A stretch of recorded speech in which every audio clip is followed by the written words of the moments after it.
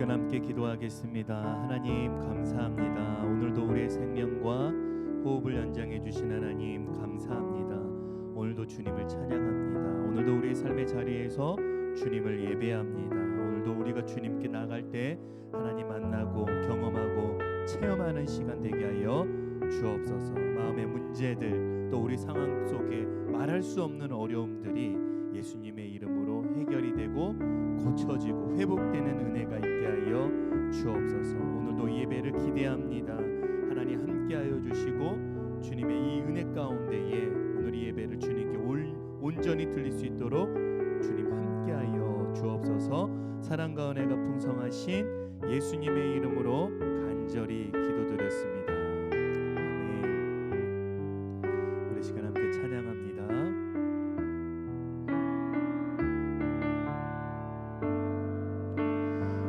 세상을 살아가는 동안에 나의 힘을 의지할 수 없으니 기도하고 낙심하지 말 것을 주께서 참 소망이 되심이라. 주의 길을 걸어가는 동안에 세상의 것 의지할 수 없으니 감사하고 낙심하지 말 것을 주께서 참 기쁨이 되심이라. 하나님의 꿈이 나의 비전이 되고 예수님의 성품이 나의 인격이 되고 성령님의 권능이 나의 능력이 되길 원하고 바라고 기도합니다. 세상을 살아가는 동안에 나의 힘을 의지할 수 없으니 기도하고 낙심하지 말 것을 주께서 참 소망이 되심이라. 길을 걸어가는 동안에 세상의 것 의지할 수 없으니 감사하고 낙심하지 말 것을 주께서 참 기쁨이 되심이라.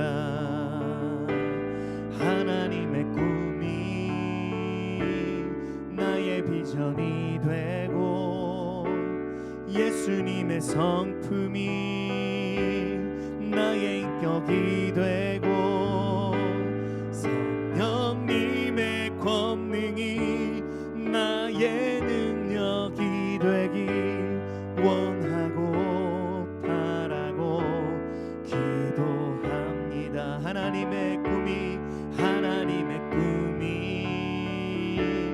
나의 비전이 되고 예수님의 성품이 나의 인격이 되고 성령님의 권능이 나의 능력이 되길 원하고 바라고 기도합니다.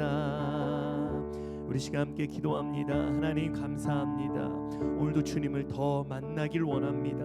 더 체험하길 원하고 오늘도 부족하고 연약한 나의 삶 인생 가운데에, 작고 작은 나의 이 베들레헴 인생 가운데에 하나님 오늘도 나와 함께하여 주옵소서. 오늘도 연약한 나를 강함으로 바꿔주시고, 오늘도 흔들리고 있는 나를 주님 다시 붙들어 주셔서 온전히 예수님의 인생 되길 원하고, 예수님의 성품으로 이 땅을 바라보며 능력 있게 사용되는 주님의 믿음의 사람들로 하나님 세워 주옵소서. 오늘 이 예배를 주님께 맡겨드립니다. 오늘 이 예배 가운데에 하나님 함께하여 주시고 성령의 기름으로 부어 주옵소서. 오늘도 주님께 나갈 때에 오늘도 우리 마음이 열려지고 하나님과 함께 호흡하는 놀라운 시간 되게 하여 주옵소서. 사랑과 은혜가 풍성하신 예수님의 이름으로 간절히 기도드렸습니다. 아멘.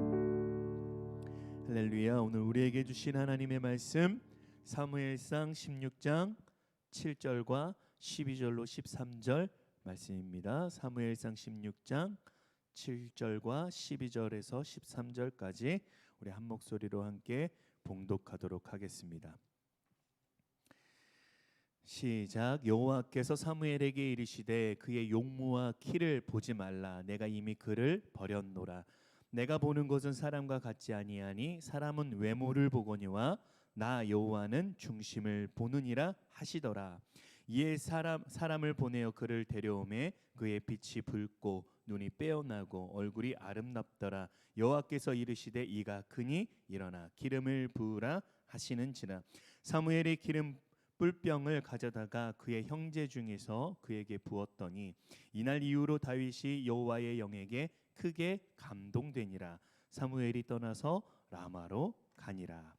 아멘. 오늘 말씀 제목입니다. 함께 따라하겠습니다. 핸디캡을 넘어 충만함으로. 핸디캡을 넘어 충만함으로. 오늘 이 말씀을 가지고 함께 나눌 때에 은혜가 되고 도전이 되고 복이 될 줄로 믿습니다. 아멘. 어떤 한 청년이 공원에서, 여러분 떠먹는 요구르트 아시죠? 그 요구르트를 이렇게 먹었습니다. 어떤 한 꼬마가 와가지고 좀 달라고 했는데 안 줬어요. 혼자 다 먹는 거예요, 요구르트를. 그리고 언제 흘렸는지 팔뚝에 요구르트가 흘렸습니다. 그래서 팔뚝에 요구르트를 핥았는데 이렇게 핥았는데 맛이 좀 다른 것을 알았어요. 그런데 보니까 이것이 새똥인 거예요. 언제 새똥이 팔뚝에 묻었는지 우리가 이 세상을 살 때 다 이해할 수 없는 것들이 참 많습니다. 우리는 그게 참 달콤하다고 생각했는데 현실은 전혀 다른 인생의 쓴맛을 본 것이죠. 그래서 우리들이 현실에서 착각하는 것도 바로 이런 것 같습니다. 나의 실력과 스펙을 믿고 있지만 인생의 끝에서는 후회를 한다는 것입니다. 하지만 우리가 예수님을 믿고 나아갈 때 비록 작고 형편없는 나의 현실처럼 보여도 인생의 끝에서 주님과 함께 영원한 천국에서 영원한 승리를 얻게 될 줄로 믿습니다. 오늘 그 사람들이 오늘 저와 여러분 되기를 주님의 이름으로 간절히 축원합니다. 주일에 우리가 함께 나눈 베들레헴에서 중심으로라는 말씀으로 함께 은혜를 나누었어요. 베들레헴이라는 작은 동네, 작은 마을, 잘 알려지지 않았고 예루살렘과 비교조차 안 되는 정말 보잘것없는 작은 마을이지만 이 베들레헴은 이새의 아들 다윗이 기름 부음을 받은 곳이고 또 베들레헴이라는 다윗의 동네에서 만왕의 왕이신 예수님께서 이 땅에 인간의 몸으로 오신 곳입니다. 놀라운 하나님의 섭리는 크고 유명하며 아주 대단한 곳에 왕이 있었던 것이 아니었고 성경은 정말 작고 볼품없고 작은 마을, 우리가 참 하찮게 생각하는 곳에 왕이 기름 부음을 받고 만왕의 왕이신 예수님이 이 땅에 오셨다는 사실입니다. 다시 그 베들레헴 속에 살고 있는 오늘 우리들의 삶을 바라보면 우리도 그렇게 큰 도시나 유명한 곳, 대단한 곳이 아니죠. 우리가 살아가고 있는 곳도 참 작은 곳입니다. 그렇게 대단하거나 유명한 곳이 아니에요. 참 평범하고 소박한 곳, 우리들은 이 땅에 그렇게 살아가고 있습니다. 그래서 우리가 살아가는 우리 인생이 베들레헴이라는 거예요. 그런데 오늘 우리가 이 땅을 살아갈 때에 우리는 한 가지 세상과 다른 것이 하나 있습니다. 예수님을 믿고 우리는 구원을 받았다는 사실입니다. 여러분 믿으십니까? 우리가 이 땅을 살아갈 때 주님을 믿고 주님과 함께 호흡하며 살아가는 하나님의 은혜가 주님을 믿는 모든 사람들에게 다 있습니다. 오늘 이것을 믿고 함께 나가길 바랍니다. 참 작고 작은 나의 인생 속에 주님이 여전히 계신다는 거예요. 나의 인생의 베들레헴 속에 여전히 주님이 우리와 함께 공감하시며 동행하고 계십니다. 우리가 나눈 주일의 말씀을 더 이어서 오늘 이 수요 예배를 말씀을 한번 나눠보겠습니다. 하나님의 중심에 맞는 사람을 찾아 사무엘은 베들레헴에 있는 이새를 찾아갑니다. 그리고 이새의 아들 첫째부터 7번째까지 모든 아들들에게 하나님의 사인은 동일했습니다. 노, 아니다 라고 하시고, 이새는 정말 하찮은 목동이를 하고 있는, 양을 치고 있는 마지막 8번째 막내인 다윗을 마지못해 부르게 돼요. 오늘 말씀 7절 말씀을 함께 보겠습니다. 7절 말씀 시작. 여호와께서 사무엘에게 이르시되 그의 용모와 키를 보지 말라. 내가 이미 그를 버렸노라. 내가 보는 것은 사람과 같지 아니하니 사람은 외모를 보거니와 나 여호와는 중심을 보느니라 하시더라. 아멘. 사람은 외모를 보지만 하나님은 여러분 어디를 본다고요? 우리 마음속에 중심을 보신다고 말씀하고 계세요. 우리가 오해하는 것 중에 하나가 오늘 이 말씀을 보면 하나님께서 외모를 취하시지 않고 중심을 보신다는 것을 대부분 사람들이 이렇게 생각하는 거죠. 다윗은 그의 형제들에 비하면 외모가 출중하지 못하거나 능력이 떨어지는 사람이었나? 또 한 가지는 다윗의 능력은 기름 부음을 받고 난 후에 생긴 것은 아닌가? 그런데 오늘 말씀을 가만히 보면 두 가지로 생각할 수 있습니다. 하나는 아버지가 생각하기에 다윗의 용모가 왕이 될 수 없다고 생각했든지, 또 다른 하나는 다른 형들에 비했을 때에 다윗의 용모가 미치지 못하든지 말입니다. 하지만 오늘 말씀을 통해 보면 뭐라고 나와 있냐면 그의 빛이 붉고 눈이 빼어나고 얼굴이 아름답더라 라고 기록하고 있습니다. 사람의 기준과 하나님의 기준은 엄연히 다르다는 것을 알 수가 있습니다. 하나님은 다윗의 어디를 보시냐면 중심을 보셨습니다. 히브리어로 그 중심이 레바브라고 말합니다. 이 레바브는 무엇을 말하냐면 심장을 말합니다. 심장? 그러면 심장이면 사람의 육체에 있는 심장을 말하는 거 아닐까? 그런데 이 말은 어떤 육체적인 것이 아니라 한 사람의, 잘 들으세요, 전인격적인 모습을 나타낼 때에 쓰여지는 단어가 바로 심장, 중심, 레바브라는 말입니다. 오늘 말씀을 생각해 보면 사람은 겉사람을 보는 것이 아니라, 겉모습을 보는 것이 아니라 그것보다 더 중요한 속사람, 즉 인격적인, 전인격적인 측면을 감찰하신다는 사실을 나타내기 위하여 오늘 이 단어에는 레바브라는 단어를 하나님이 사용합니다. 내가 오늘도 세상을 믿지 않고 하나님을 믿고 있는가? 오늘도 세상을 바라보며 살지 않고 예수를 나의 구주로 영접하고 천국에 들어갈 준비가 되어 있는가? 구원의 확신이 있는가를 오늘 저와 여러분에게 묻고 있습니다. 그리고 전인격적으로 하나님과 함께 동행하고 있는지, 소통하고 있는지를 확인하고 있습니다. 그토록 하나님께서는 왜 마음을 이렇게 중요하게 여기실까요? 마음이 인간을 대표하고 있고 우리의 모든 행동과 모습은 어디에서 시작하냐면 마음에서 시작된다는 것을 아시기 때문입니다. 우리가 나누었던 사울의 모습을 보면 하나님께 왜 버림을 받았습니까? 사울의 마음 속에 하나님보다 인간적인 생각, 인본주의적인 생각과 교만이 가득 찼기 때문입니다. 그 결과 사울은 하나님께 불순종하는 결과를 낳았습니다. 하나님의 백성을 다스릴 왕은 이제 기름을 붓기 전에 그 마음이 그 중심에 있는지, 속사람이 하나님과 함께하고 있는지 점검을 하고 하나님의 마음에 합한 사람인지를 하나님께서는 살펴보시겠다는 것입니다. 12절 말씀을 보겠습니다. 시작. 이에 사람을 보내어 그를 데려오매 그의 빛이 붉고 눈이 빼어나고 얼굴이 아름답더라. 여호와께서 이르시되 이가 크니 일어나 기름을 부으라 하시는지라. 사무엘이 다윗의 모습을 보고 소위 우리들의 말로는 뭐라고 표현하냐면 후광이 비쳤다고 하듯이 다윗에게서 광채가 이렇게 일어났습니다. 그의 빛이 붉고 눈이 빼어나고 얼굴이 아름답더라. 이 세 가지의 특징을 사무엘은 보게 됐어요. 그리고 하나님의 쌓이는 이가 크니 일어나 기름을 부으라고 응답하셨습니다.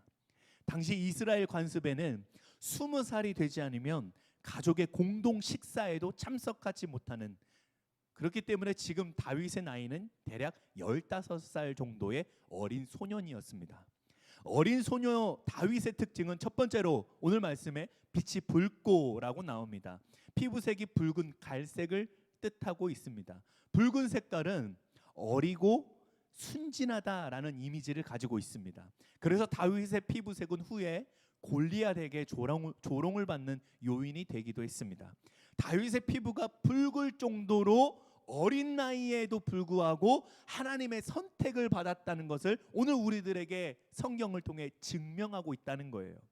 두 번째는 눈이 빼어나고 얼굴이 아름답더라. 빼어나다라는 것은 아름답고 멋지다라는 의미입니다.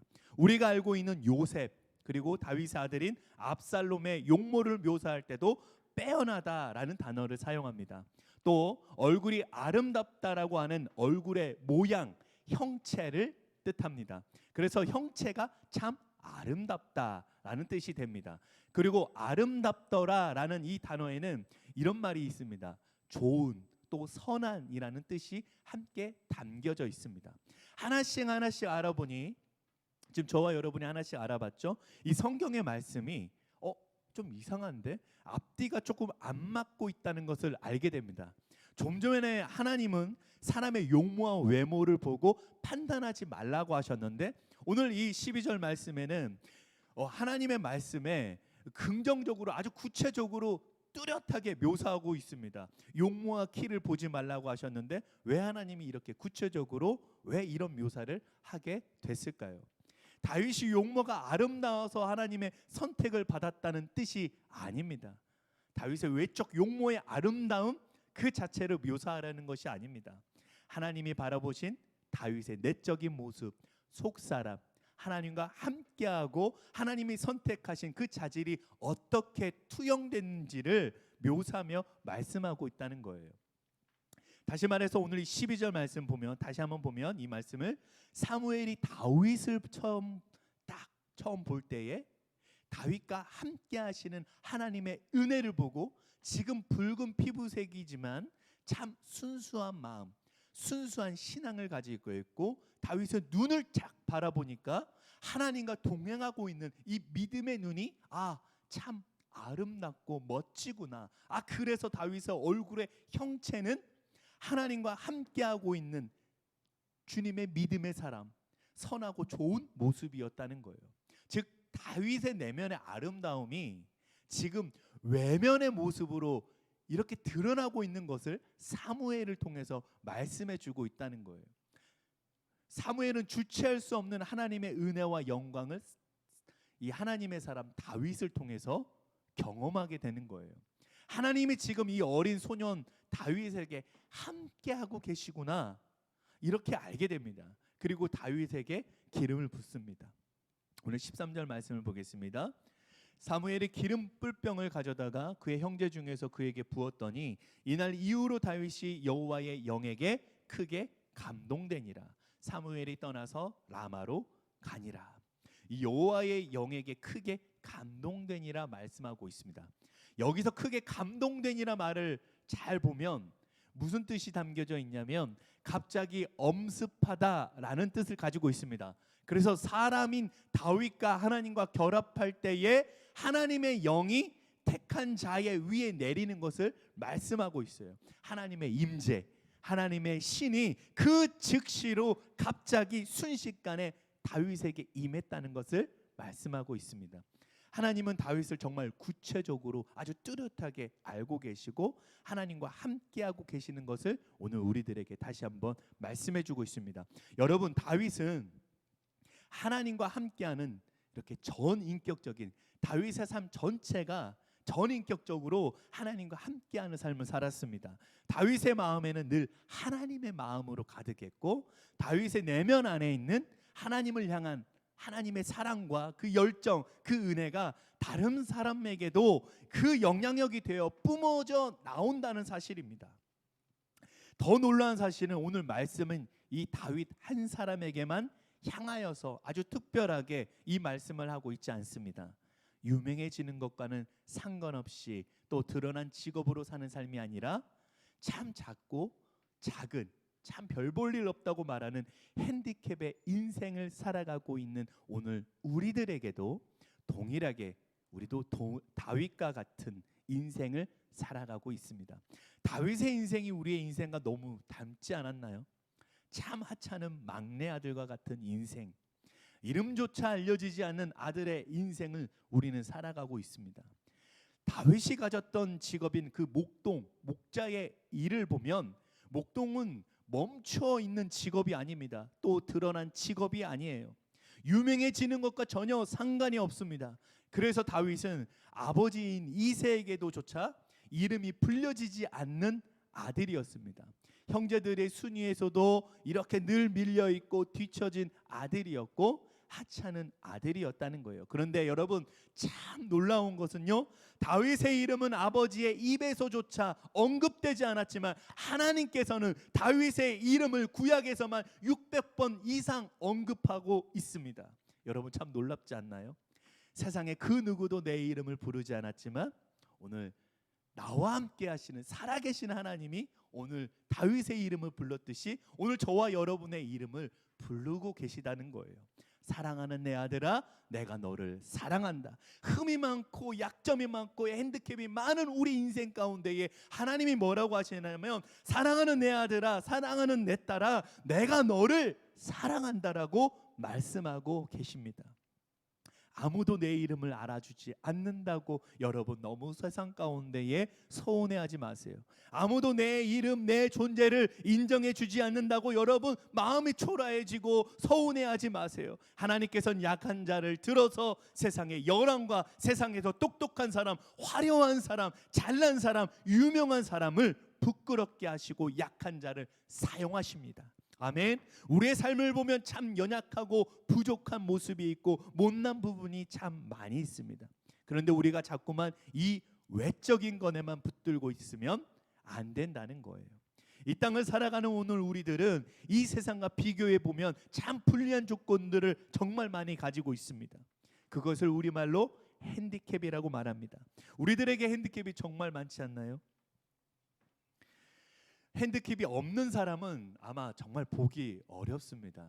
아무리 우리 인생 가운데 핸디캡이 있고 남들이 좀 알아줄 만한 것이 전혀 없다고 해도 여러분, 주님의 이름으로 말씀드립니다. 낙심하지 마시기 바랍니다. 그것은 우리 인생 가운데에 전혀 중요하지 않습니다. 하나님께서는 그의 형인 엘리압보다 참 작게, 사울 왕보다도 참 작게, 또 앞으로 우리가 만날 그 골리앗보다도 참 작게 다윗을 만드셨습니다.